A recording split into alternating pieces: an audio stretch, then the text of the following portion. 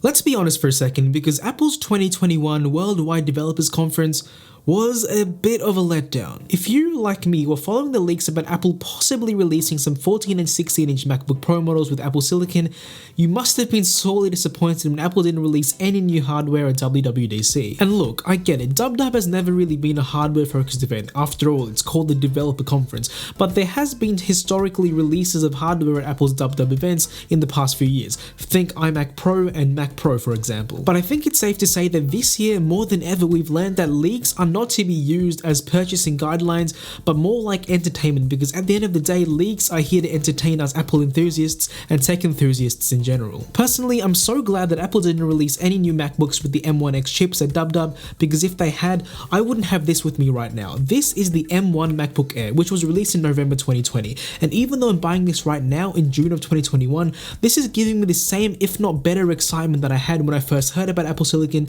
because having this in my hands right now is showing me that this is possibly one of the best computing decisions I've ever made in terms of buying a new computer. In terms of performance and efficiency, this thing is an absolute screamer, which is kind of ironic considering that it's a thin and light, fanless machine.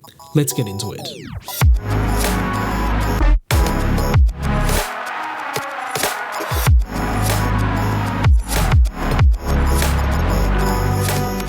This is by no means a review of the M1 MacBook Air, because I've only had this machine for a few days, so this is just going to be my initial impressions, but holy crap, my initial impressions are through the roof. A quick word of warning though, I'm going to sound like the biggest Apple shill that's ever existed, because honestly speaking, I love this machine so much after the first couple of days of using it, that I'm actually having trouble finding things that are wrong with it. And it's not because I haven't been trying to look for things that are wrong with this machine. In fact, I've been actively trying to find things that I don't like about the M1 MacBook Air. As seemingly perfect as this machine is, there are a few things that I don't really like about it, so let me air those out now before I continue with the rest of the video. Firstly, the port situation is kind of sparse, because you get 3 ports, a 3.5mm headphone jack, and 2 USB-C ports. Now these ports are USB 3/Thunderbolt 4 ports, but the fact that there are only 2 of them is a bit of a limitation, because if I plug my computer in, I've only got 1 extra port to do literally anything else. This is mainly an issue with the M1 chip and its limited I/O capabilities, but it should be fixed with Apple's more professional Apple Silicon down the line. And kind of going off from that, the M1 MacBook Air and most M1 Macs in general can only support 1 external display. For me, this isn't really an issue since there only is 1 external display in the first place, but it could be an issue for you, so your mileage may vary. And speaking of the display, it doesn't really get too bright, especially when you're trying to compete with direct sunlight. But in terms of my complaints, that's really all I found over the past couple of days. Like I said before, this is by no means a full review, so I may find more issues in the future, but in terms of a first impression, this is definitely an excellent first impression. The model I have isn't actually the base MacBook Air. Instead, I opted for the one that's slightly above with 512GB of storage and the extra GPU core. This is basically just one of the stock options you can get for the MacBook Air. Like, there's no build to order specs for this. It's still 8GB of RAM, which I was personally kind of worried about initially, but now I'm completely fine with it. Like, 8GB of RAM on Apple Silicon is just fast enough and plenty for normal everyday use. With education pricing, this MacBook Air set me back 1,699 Australian dollars, which is kind of the education pricing equivalent of $1,149 in the US.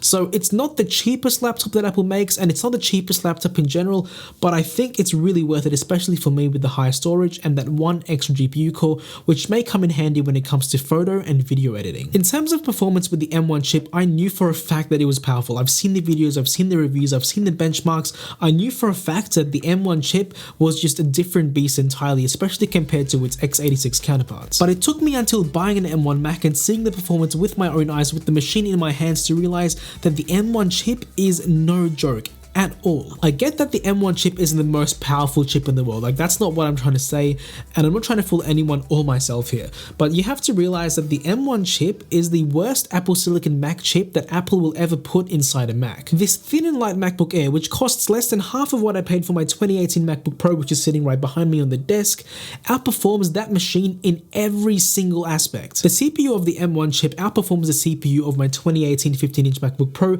as well as the GPU, even though the the M1 chip has integrated graphics and my MacBook Pro over there has discrete graphics. And that's just completely mind-boggling considering the fact that this M1 MacBook Air consumes as much power as an iPad while outperforming a MacBook Pro that consumes about 5 times as much power and costs over 2 times the price. Legitimately everything about this machine, from the CPU, GPU, thermals especially, even though it's fanless, and like the size and portability, everything about this machine is better than my 15-inch MacBook Pro. This is a thing I want to touch on in this video. The fact that this almost base model MacBook Air can keep up with, let alone outperform, a MacBook Pro that costs almost $4,000 is just insane. And once I sell that machine, my actual out-of-pocket cost for buying this MacBook Air is basically negligible because I'm paying a small amount for a world of a difference. I've essentially had to recalibrate myself in terms of how I measure performance and measure everyday efficiency when it comes to using a computer in general. If only Apple made a larger 15 or 16-inch version of the MacBook Air, because if they did, I would buy that in a heartbeat. And of course, this is that honeymoon period of owning a device for a few days,